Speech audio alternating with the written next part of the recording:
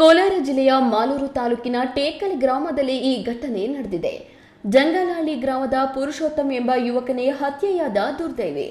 ಈತ ಬೆಂಗಳೂರಿನ ಬಿಡದಿಯ ಟೊಯೋಟೋ ಕಂಪನಿಯಲ್ಲಿ ಕೆಲಸ ಮಾಡುತ್ತಿದ್ದ. ವಾರಾಂತ್ಯದ ರಜೆಗಾಗಿ ರೈಲಿನಲ್ಲಿ ಊರಿಗೆ ಮರಳುತ್ತಿದ್ದಾಗ ಹೊಂಚು ಹಾಕಿದ ದುಷ್ಕರ್ಮಿಗಳು ಅಟ್ಟಾಡಿಸಿ ಕೊಚ್ಚಿ ಕೊಂದಿದ್ದಾರೆ.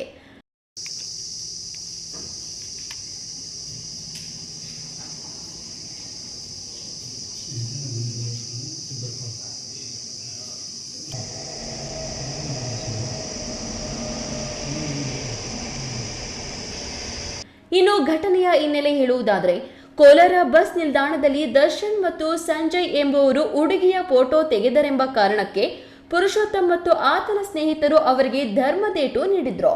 ಈ ಸಂಬಂಧ ಪೊಲೀಸ್ ಕೇಸ್ ಕೂಡ ದಾಖಲಾಗಿತ್ತು. ಪುರುಷೋತ್ತಮ್ ಕುಟುಂಬದವರು ಕೇಸ್ ಇತ್ಯರ್ಥ ಮಾಡಿಕೊಳ್ಳಲು ಮುಂದಾದರೂ ಎದುರಾಳಿ ತಂಡ ದ್ವೇಷವನ್ನೇ ಮನಸ್ಸಿನಲ್ಲಿ ಇಟ್ಟುಕೊಂಡಿತ್ತು.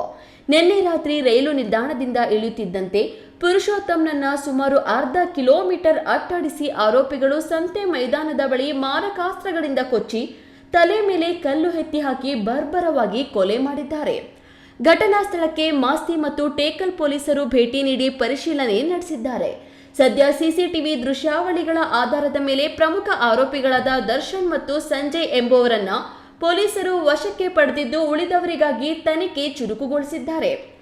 ಸಿನಿಮಾಗಳ ಪ್ರಭಾವಕ್ಕೆ ಒಳಗಾಗಿ ಮಾಡುವ ಸಣ್ಣ ತಪ್ಪುಗಳು, ಕ್ಷಣಿಕ ಆವೇಶಗಳು ಕೊನೆಗೆ ಅದೆಷ್ಟೋ ಕುಟುಂಬಗಳನ್ನ ಬೀದಿಗೆ ತರುತ್ತವೆ ಎಂಬುದಕ್ಕೆ ಈ ಘಟನೆಯೇ ಸಾಕ್ಷಿ. ಕೇಶವ್, ಈ ನ್ಯೂಸ್ ಟಿವಿ, ಮಾಲೂರು.